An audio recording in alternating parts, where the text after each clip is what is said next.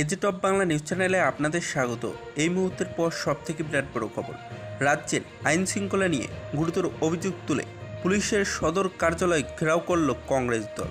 রাজ্য জুড়ে খুন, সন্ত্রাস, ধর্ষণ, বিরোধী দলের নেতার কর্মীদের উপর আক্রমণ, চুরি, ডাকাতি, মানব পাচার সহ নানান অপরাধে পুলিশের নিষ্ক্রিয় ভূমিকার অভিযোগ উপস্থাপন করেই পূর্বের রাজ্য পুলিশের মহানির্দেশকের কার্যালয়ে ঘেরাও করার ডাক দেয় প্রদেশ কংগ্রেস। পূর্ব ঘোষণা মোতাবেক সোমবার রাজ্য পুলিশের মহানির্দেশকের কার্যালয় ঘেরাও করে প্রদেশ কংগ্রেসের নেতৃত্ব সহ কর্মী সমর্থকেরা।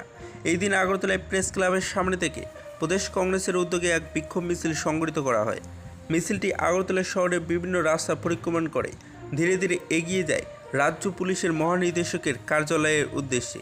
আগে থেকেই রাজ্য পুলিশের মহানির্দেশকের কার্যালয়ে নিরাপত্তার চাদরে মোড়া ফেলা হয় এবং কংগ্রেসের নেতা কর্মীদের মিছিল রাজ্য পুলিশের মহানির্দেশকের কার্যালয়ের সামনে পৌঁছানোর পর মিছিলকে আটকে দেওয়া হয়। সেখানে বিক্ষোভ প্রদর্শন করে কংগ্রেসের কর্মী সমর্থকেরা।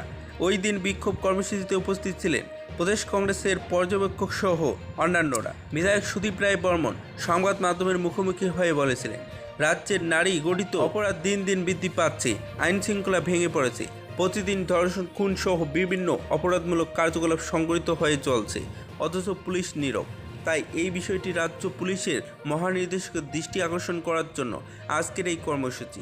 অপরদিকে কংগ্রেসের পর্যবেক্ষক বলেছিলেন, ধর্ষণ, গণধর্ষণ, খুন, সন্ত্রাসের মতো ঘটনা ত্রিপুরা রাজ্যে প্রতিদিন বেড়ে চলেছে। এতে করে রাজ্যের অর্থনীতির উপর প্রভাব পড়ছে, রাজ্যের উন্নয়নের উপর প্রভাব পড়ছে। তাই এই দিন রাজ্য পুলিশের মহানির্দেশকের কার্যালয়ে ঘেরাও করা হয়েছে। এই দিন রাজধানীর ফায়ার ব্রিগেড চৌমুনি এলাকায় প্রদেশ কংগ্রেসের বিক্ষোভ মিছিলকে আরক্ষা প্রশাসন থেকে আটকে দেওয়ার চেষ্টা করা হয়, কিন্তু পুলিশ ব্যর্থ হয়। কংগ্রেস কর্মী সমর্থকেরা পুলিশের ব্যারিকেড ভেঙে রাজ্য পুলিশের মহানির্দেশকের কার্যালয়ের সামনে পৌঁছে যান। পরে রাজ্য পুলিশের মহানির্দেশকের ডেপুটেশন দিতে যায় প্রদেশ কংগ্রেস সভাপতি আশিস কুমার সাহা, কংগ্রেস বিধায়ক সুদীপ রায় বর্মন, গোপাল চন্দ্র রায়, প্রাক্তন প্রদেশ কংগ্রেস সভাপতি পীযূষ কান্তি বিশ্বাস, যুব কংগ্রেসের সভাপতি নীলকমল সাহা। ডেপুটেশন প্রদান করে রাজ্য পুলিশের মহানির্দেশককে কংগ্রেস প্রতিনিধিরা জানান, আপনি গত পঞ্চায়েত নির্বাচনে আশ্বাস করেছিলেন শান্তিপূর্ণ নির্বাচন সংগঠিত করতে নিরাপত্তা ব্যবস্থা করবেন, কিন্তু দেখা গেছে কোনো নিরাপত্তা ব্যবস্থা হয়নি। বাংলাদেশে সংখ্যালঘুদের উপর নির্যাতনের প্রতিবাদে সরব হয়েছেন মথা প্রদ্যুৎ কিশোর দেব বর্মন। কেন্দ্রীয় সরকার, রাজ্য সরকার এবং ত্রিপুরামাথার মধ্যে ঐতিহাসিক চুক্তি হয়েছিল, কিন্তু সেই ঐতিহাসিক চুক্তির পর দিল্লিতে সম্প্রতি প্রথম বৈঠক অনুষ্ঠিত হয়েছে। ঐতিহাসিক চুক্তিকে কার্যকর করার বিষয়টিকে এগিয়ে নিয়ে যাওয়ার নিরিখে সোমবার রাজ অন্দরে এক সাংবাদিক সম্মেলনে ত্রিপুরামাথার সুপ্রিমো প্রদ্যুৎ কিশোর দেব বর্মন জানিয়ে দিয়েছেন, প্রথম বৈঠক যথেষ্ট ইতিবাচক ছিল এবং এই বৈঠকে রাজ্য সরকার এবং কেন্দ্রীয় সরকারের পক্ষ থেকে দুজন করে আধিকারিক ছিলেন। কেন্দ্রীয় স্বরাষ্ট্র সচিব একে মিশ্রা কনভেনার ছিলেন এই বৈঠকে এবং ত্রিপুরামাথার পক্ষ থেকে ছিলেন তিনি নিজে এবং বিজয় কুমার রাঙ্কাল। এই বৈঠকে সিদ্ধান্ত হয়েছে প্রতি 2 মাস অন্তর অন্তর একটি বৈঠক হবে। বৈঠকে জনজাতিদের আর্থসামাজিক অধিকার, রাজনৈতিক অধিকার, ভূমি সংক্রান্ত অধিকার ইত্যাদি বিষয়ে এগিয়ে নিয়ে যাওয়ার নিরিখেই আলোচনা হবে।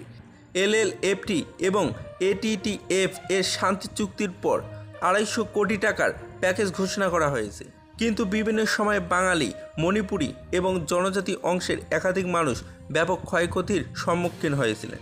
এই সমস্ত ক্ষতিগ্রস্ত পরিবারকেও যাতে সাহায্য প্রদান করা হয়, এই বিষয়টি নিয়েও আলোচনা হয়েছে বৈঠকে। তিনি আরও বললেন, আসন্ন 26 সেপ্টেম্বর দক্ষিণ জেলায় একটি র্যালি অনুষ্ঠিত হবে। বাংলাদেশের সংখ্যালঘুদের উপর যেভাবে নির্যাতন করা হচ্ছে এর প্রতিবাদেই এই মিছিলের আয়োজন। এই মিছিলের মাধ্যমে ভারত সরকারের দৃষ্টি আকর্ষণ করা হবে, ভারত সরকার যাতে সংখ্যালঘুদের উপর অত্যাচার বন্ধ করার জন্য বাংলাদেশের উপর আন্তরিক চাপ সৃষ্টি করে। বিজেপি সরকারের মানবিক মুখ নেই, লড়াই করে কর্মসংস্থানের দাবি আদায় করতে হবে। DYFI এবং সমস্ত শূন্যপদ অবিলম্বে পূরণ করা, সরকারি দপ্তরে আউটসোর্সিং কথা বন্ধ করা, যে সকল দপ্তরে নিয়োগ প্রক্রিয়া চলছে তা দ্রুত সম্পূর্ণ করা সহ 3 দফার দাবিতে রবিবার বিকেলে বাম ছাত্র এবং যুব সংগঠনে একটি বিক্ষোভ কর্মসূচি অনুষ্ঠিত হয়। SFI, TSU, DYFI, TYF এর যৌথ উদ্যোগে এই সভা অনুষ্ঠিত হয় মহারানী তুলসীবতী বালিকা বিদ্যালয়ের সম্মুখে এবং DYFI রাজ্য সভাপতি পলাশ ভৌমিক বক্তব্য রেখে বলেছিলেন, রাজ্যের বিভিন্ন দপ্তরে শূন্যপদ পূরণ করা হচ্ছে না। পাশাপাশি যেগুলিতে নিয়োগ করার সিদ্ধান্ত নিয়েছেন সরকার সেগুলিও ঝুলিয়ে রাখা হয়েছে। ফলে বেকার সমস্যা ভয়াবহ আকার ধারণ করছে। সরকার যদি ইতিমধ্যে এই সমস্যা নিরসনের জন্য সঠিক ব্যবস্থাপনা গ্রহণ না করে তাহলে আগামী দিনে রাজ্য জুড়ে বৃহত্তর আন্দোলনে নামবে বাম ছাত্র যুব সংগঠন। তিনি আরও বলেছিলেন, আগামী 30শে সেপ্টেম্বরের রাজ্য জুড়ে মুখ্যমন্ত্রীর উদ্দেশ্যে গণচিঠি প্রেরণ করার সিদ্ধান্ত নিয়েছেন এসএফআই, টিএসইউ, ডিওয়াইএফআই, টিওয়াইএফ এবং তিনি যুবকদের উদ্দেশ্যে বলেছিলেন সকলের যাতে ঐক্যবদ্ধ হয় এবং সরকারের প্রতি মানবিক আবেদন করে কোনো লাভ হবে না, কারণ বিজেপির সরকার মানবিক মুখ নেই। তাই কর্মসংস্থানের জন্য লড়াই করতে হবে। লড়াই করা ছাড়া আর কোনো পথ নেই রাজ্যের বেকার যুবক যুবতীদের কাছে। আগরতলা হায়দ্রাবাদ সরাসরি বিমান পরিষেবায় ত্রিপুরার জনগণ উপকৃত হবেন।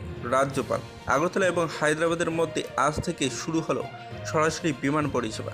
আজ সকালে রাজ্যপাল ইন্দ্রসেনা রেড্ডি নাল্লু মহারাজা বীর বিক্রম বিমানবন্দরে এক অনুষ্ঠানে আগরতলা হায়দ্রাবাদ ইন্ডিগো বিমান পরিষেবার আনুষ্ঠানিক সূচনা করেছিলেন। অনুষ্ঠানে রাজ্যপাল ত্রিপুরাবাসীদের পক্ষ থেকে ইন্ডিগো এয়ারলাইন্সকে ধন্যবাদ জানান এবং ত্রিপুরাবাসীদের আগরতলা থেকে হায়দ্রাবাদে যাতায়াতের জন্য সরাসরি এই বিমান পরিষেবার সুযোগ গ্রহণ করার অনুরোধ জানান।